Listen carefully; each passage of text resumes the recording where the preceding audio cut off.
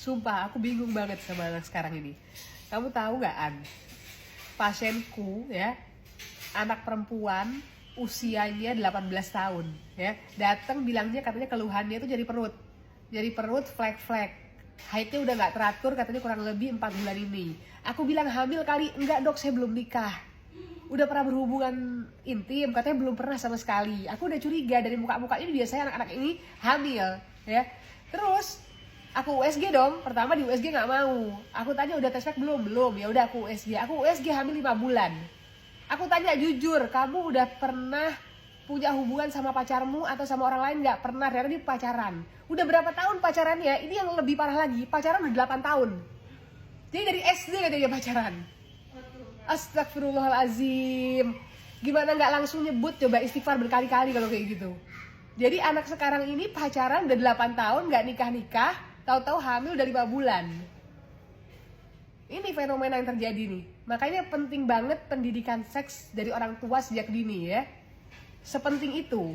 Karena sekarang nih anak SD udah pacaran-pacaran ya, dan mungkin juga aktivitas seksualnya juga sudah tidak baik sejak awal.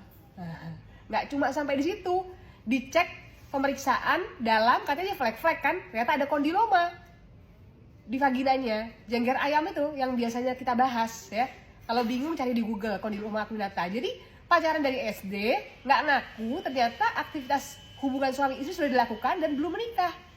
Tahu-tahu udah hamil 5 bulan, dan yang lebih parah lagi minta digugurin. Nangis-nangis katanya belum siap bilang sama orang tuanya.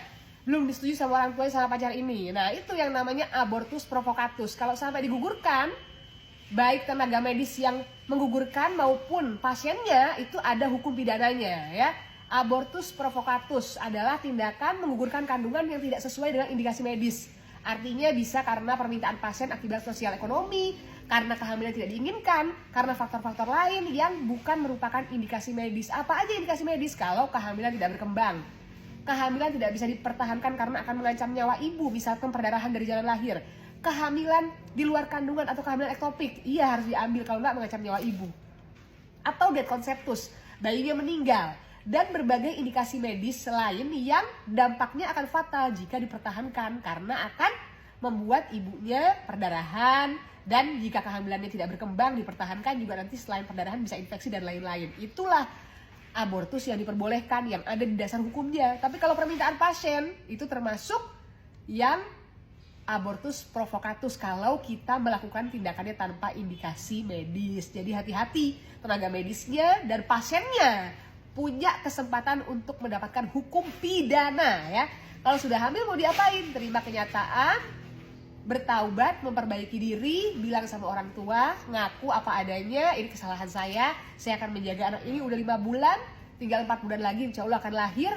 Selanjutnya nanti setelah melahirkan baru menikah, membangun rumah tangga dari nol, dan ajarkan anak-anaknya pendidikan seks sejak dini agar tidak berulang lagi kehamilan di luar nikah sebelum waktunya, di bawah umur, dan pacaran bertahun-tahun dengan kondisi infeksi menular seksual. Itu kondiloma acuminata ya, jengger ayam ada di vagina. Penyebabnya dari mana? Hubungan intim yang tidak aman, baik dari pasangan maupun dari dirinya. Ganti-ganti pasangan bisa jadi, yang menularkan bisa jadi juga pasangannya. Penyebabnya adalah human papilloma virus, HPV virus. Makanya di luar negeri begitu banyak hubungan intim di luar nikah, tapi pasien-pasiennya atau perempuan dan laki-lakinya aman karena sejak dini sudah vaksin HPV. Nah, itu ya.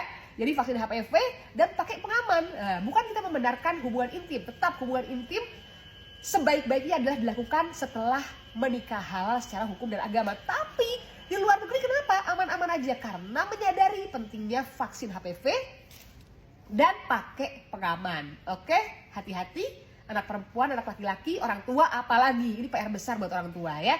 Didik moral agama sejak dini biar tahu ke depannya nanti bagaimana harus menjaga diri ketika bertemu dengan lawan jenis. Oke, Dokter Amira, love you all. Selamat Jumat siang.